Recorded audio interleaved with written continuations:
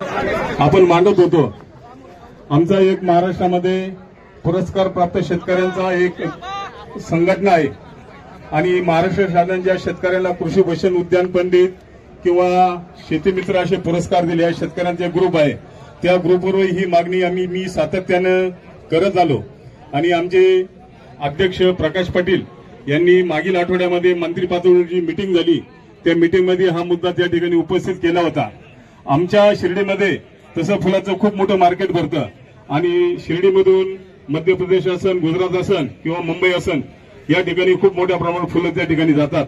मध्यंतरीच्या काळामध्ये कोरोनानंतर साईबाबाच्या मंदिरामध्ये फुलं पाठवण्याचं बंद झालं आणि गेल्या 3-4 वर्ष आम्ही सातत्याने त्या ठिकाणी लढा देऊन आमच्या जिल्ह्याचे पालकमंत्री कृत्रिम फुलाच्या बाबतीत हा जो आपण आंदोलन छेडत आहोत, मी महाराष्ट्रामध्ये सर्व शेतकरी बांधवांना विनंती करतो, आपण हा जो व्यवसाय करणारे हे जे फुलं कुठून येतात, हे फुलं सगळे चायनामधून येतात आणि चायना आज चायनाने आता आपल्या खतं पाठवत नाही, पण जे प्लास्टिक आहे ते सर्रास आपल्या देशामध्ये पाठवलं जातं आणि हे फुलं वापर झाल्यानंतर किंवा त्याचा उपयोग झाल्यानंतर कुठं पण फेकले जाते।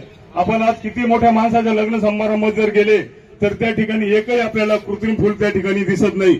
आपण कोणत्या 5 स्टार हॉटेलला जा किंवा एक सर्वसामान्य शेतकऱ्याच्या मुलाच्या लग्नात जा किंवा कुठेही जा, आपल्याला त्या ठिकाणी नैसर्गिक फुलाचं डेकोरेशन केलेलं नसतं।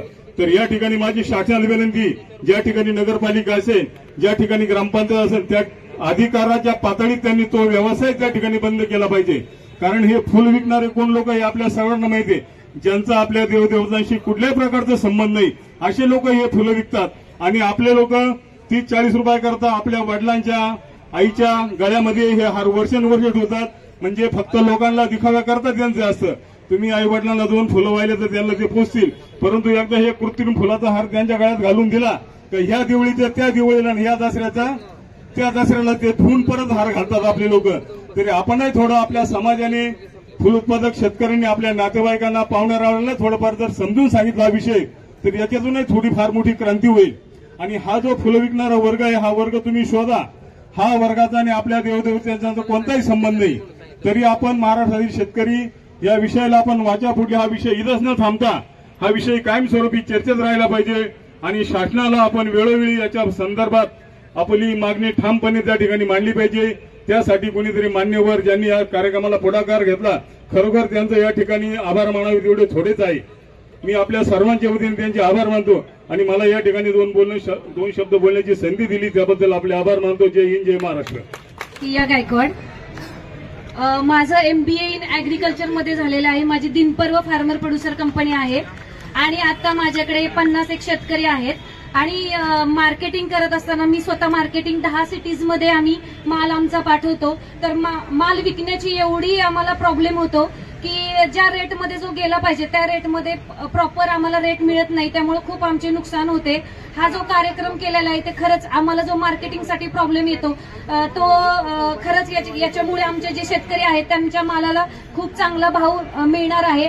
त्यामुळे हा कार्यक्रमाचं नियोजन ज्यांनी केले त्यांचे मनापासून मी आभार मानते, कारण की आम्ही स्वतः मार्केटिंग करतो, त्या मालाला रेट भेटत नाही, मग पेस्टिसाइड फर्टिलायझरचा जो खर्च असतो, बॉक्स पॅकिंगचा जो खर्च आहे जो सीझनला आम्हाला निघत नाही, ज्या यातना आहेत फार्मरच्या मी स्वतःहून आज मी अनुभवतीये।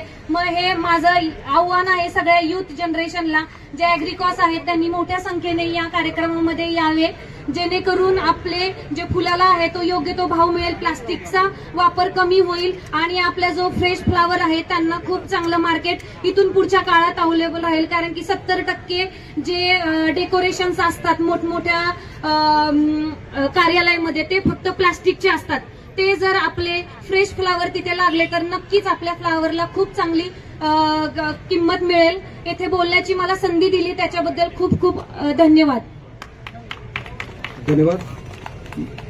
या ठिकाणी असा आपण एक छोटासा गेट टुगेदर म्हणून वर्षातून किंवा 2 वर्षातून सर्वजण एकत्र आले तर यातून एकमेकाच्या अडचणी आपल्याला सॉल्व्ह करू शकतो आपण। दिल्ली सारख्या ठिकाणी आज खूप मोठं मार्केट आहे, तिथं जाण्यासाठी ऑलरेडी एसची गाडी नाही। फिश मार्केटमधून ऑलरेडी फिश येतात, फुलांवर पडतात, ते फुलं खराब होतात, त्याची नुकसान होती किंवा तो माल अमृतसरला निघून जातो, न्यू दिल्लीमध्ये तो माल उतरत नाही। अशा बऱ्याच अडचणी मुंबई सारख्या ठिकाणी आज पूर्ण भारतामध्ये मुंबई एवढं मोठं शहर असताना त्याच्याकडे म्हणजे कोणी